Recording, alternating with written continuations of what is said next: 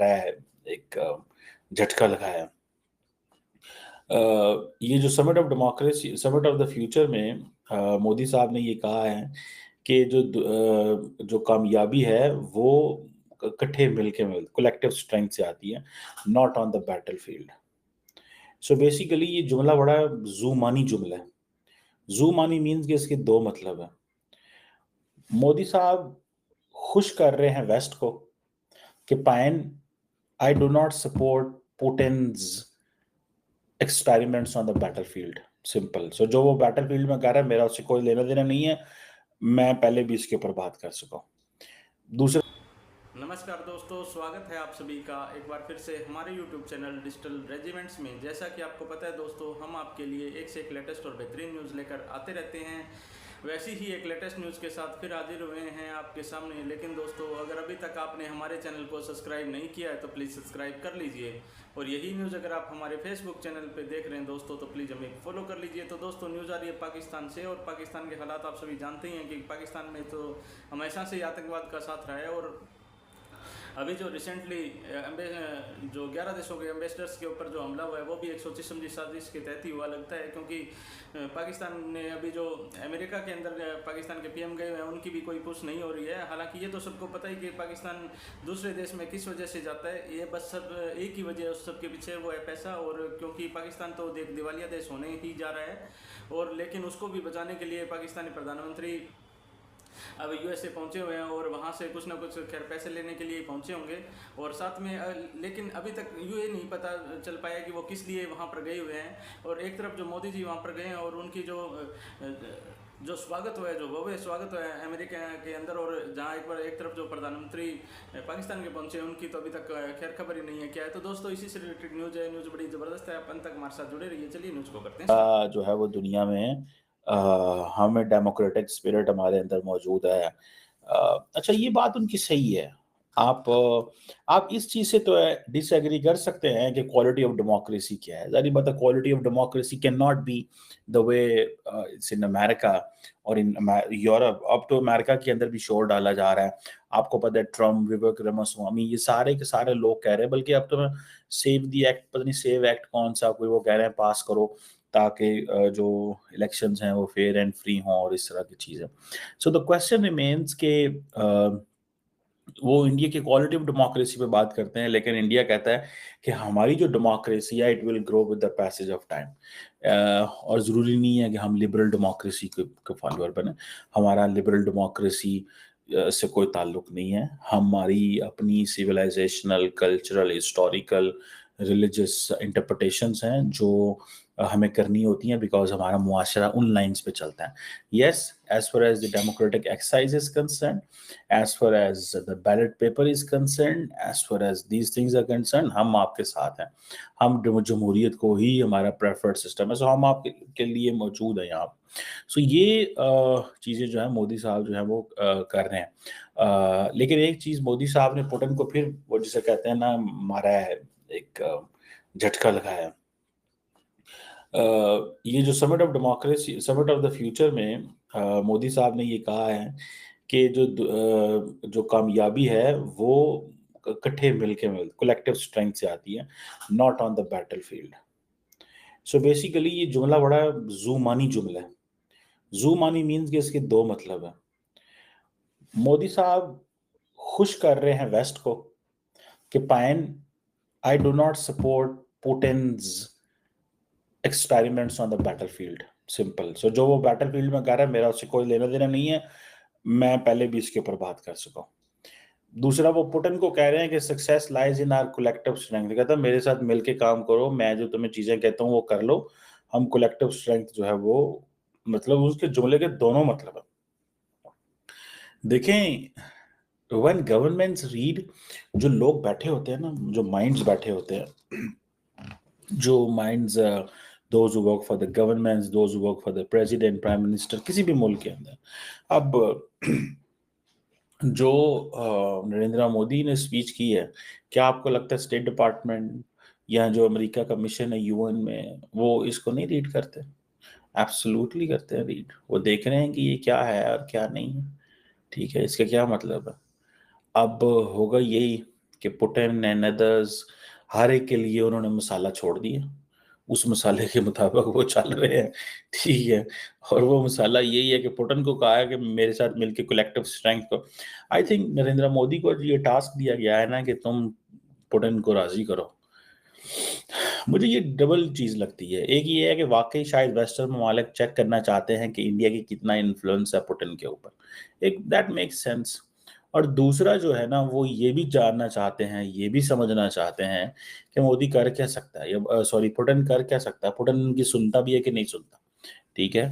और तीसरी एक चीज ये भी इसमें है कि why they will have you know India, India को क्यों लेके आएंगे वो अपने मसले हल करने के लिए पुतिन के साथ, there is no one who is left.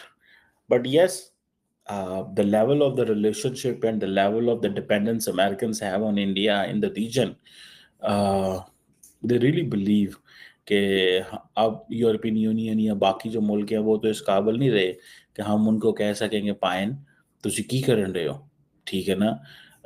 तो so we need a country which is neutral.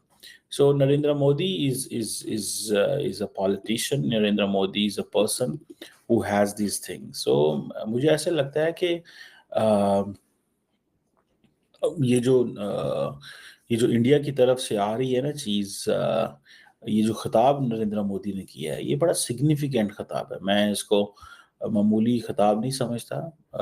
और सो इसमें देखेंगे कि मोदी साहब जो हैं वो क्या जो मैसेजिंग कर रहे हैं, जो मैसेजिंग कर रहे हैं वो मैसेजिंग क्या है, और उस मैसेजिंग को कहाँ पे कैसे लिया जाता है, it's a very significant question. लेकिन जिसे कहेंगे ना कि इट्स नॉट दैट इजी, ये कोई इतना आसान काम नहीं है, ठीक है।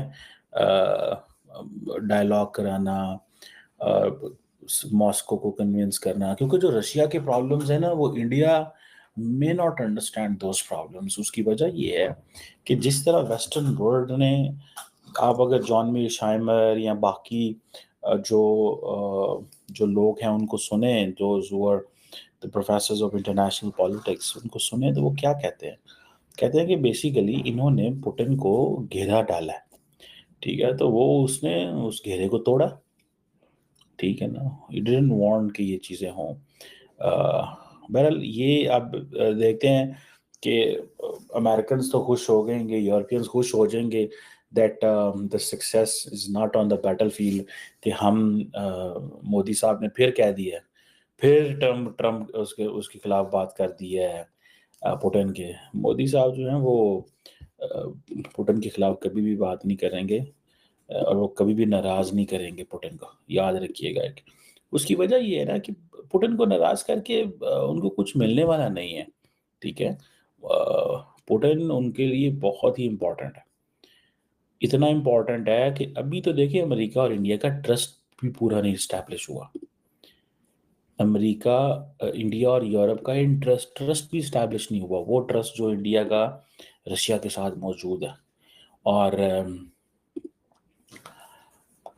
ये जो लिबरल डेमोक्रेसीज है ना, ये जो वेस्टर्न डेमोक्रेसीज है, इनके साथ थोड़ा डील करना, दोज जो ग्लोबल एम्बिशंस पर्टिकुलरली अमेरिकन के साथ डील करना बड़ा मुश्किल काम है, because they negotiate on every point, every issue, every topic, हर एक के साथ वो चीज़ वो करने की कोशिश कर रहे होते हैं। सो इसको आप ऐसे थोड़ी ले सकते हैं कि ये चीज़ जो है ना वो। सो बहरहाल नरेंद्र मोदी साहब जो है वो, आई विश कि मेरा वैसे दिल था कि कहीं ना कहीं मोदी साहब का और हमारे वज़ीर आज़म का टाकरा हो जाता, दूर से ही हेलो हाय कल कुल लेते, हेलो पाए ਤੁਹਾਡਾ ਕੀ हाल है, साडा की हाल, कोई गपशप मार जाते मोदी साहब। लेकिन कोई नहीं हुए।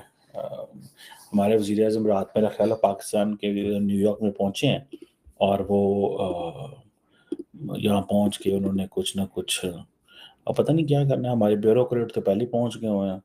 पाकिस्तान में ये बड़ी मौज है ब्यूरोक्रेट्स को, वो पहले पहुंच जाते हैं 2-3 दिन, जाके कमरे शमरे वाकोपाई करते हैं, वहाँ पे रहते हैं, खाते हैं, पीते हैं, घूमते हैं, फिरते हैं। 2-3 दिन बाद जो है वो वज़ीर आज़म आते हैं, तो पूरा हफ्ता जो है वज़ीर आज़म हाउस खाली है, वज़ीर आज़म इंग्लैंड में घूम फिर रहे हैं, मौजें मार रहे हैं, ठीक है ना।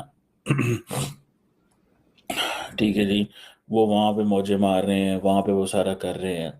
और मतलब हम जो हैं वो इत्थे बह के जनाब वेखन डे हैं कि साढ़े डॉलर का डॉलर जो है लग रहे हैं।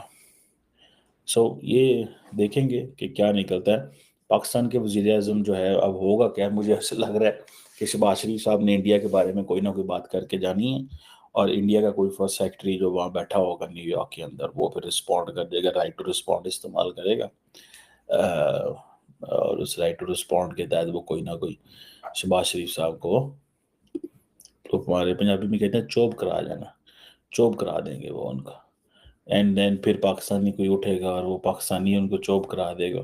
तो इस तरह करके ये चीज़ें रहेंगी, लेकिन सारी बात है इंडिया का कद काठ वो बहुत बड़ा हो गया। मैं आपको बताऊं, अब देखें जो मिले हैं ना उनको क्या।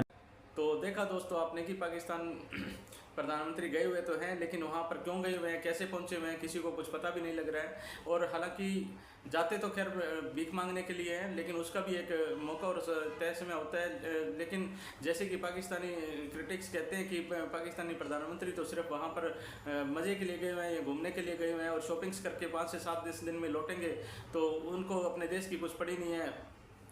और पाकिस्तान से तो वैसे ही दिवालिया होने वाला ही है, क्योंकि पाकिस्तान के अंदर फंड्स बचे हुए नहीं हैं, और जो इकोनॉमिक व्यवस्था है जो पाकिस्तान की, वो भी बिल्कुल डाउन रोल चली रही है। तो दोस्तों न्यूज़ आपको कैसी लगी हमें कमेंट करके ज़रूर बताइएगा। जल्दी हाजिर होते हैं एक नई न्यूज़ के साथ में, तब तक के लिए जय हिंद, जय भारत, वंदे मातरम।